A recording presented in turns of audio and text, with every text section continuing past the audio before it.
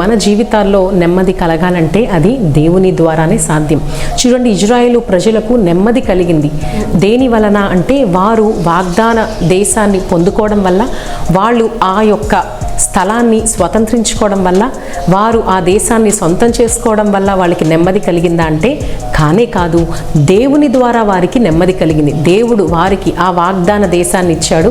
తద్వారా వారు నెమ్మదితో నింపబడ్డారు. అంటే మన జీవితాల్లో నెమ్మదినిచ్చేవాడు దేవుడు మాత్రమే అని జ్ఞాపకం చేసుకోవాలి.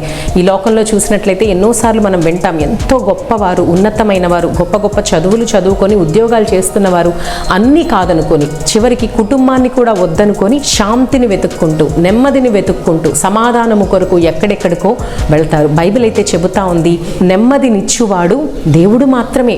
ఆయనలోనే మనకి నెమ్మది దొరుకుతుంది. కానీ ఎక్కడికి వెళ్ళినా, ఎవరిని నమ్ముకున్నా నెమ్మది దొరకదు. మరి మన దేవుడైతే క్రీస్తును పంపాడు. ఆయన చెబుతా ఉన్నాడు, ఆయనే మీకు నెమ్మది. మత్తయి సువార్త 11వ అధ్యాయములో చూసినట్లయితే, మత్తయి సువార్త 11వ అధ్యాయము మనం చూస్తే 28, 29, 30 వచనాలు చూస్తే అక్కడ ఉంటుంది, ప్రయాసపడి భారము మోయిచున్న సమస్త జనులారా నా యొద్దకు రండి, నేను మీకు విశ్రాంతిని కలుగజేస్తాను.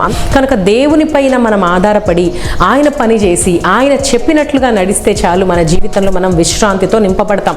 చాలాసార్లు దేవుని మాట కాకుండా మన ఇష్టాలు నెరవేర్చుకోవాలని ప్రయత్నించినప్పుడు, మన ఇష్టానుసారంగా నడవాలి, జీవించాలి అని ప్రయత్నించినప్పుడు గమనించండి, ఖచ్చితంగా మన జీవితాల్లో అశాంతి కలుగుతుంది, అసమాధానము కలుగుతుంది, నెమ్మది అనేదే మనకి ఉండదు.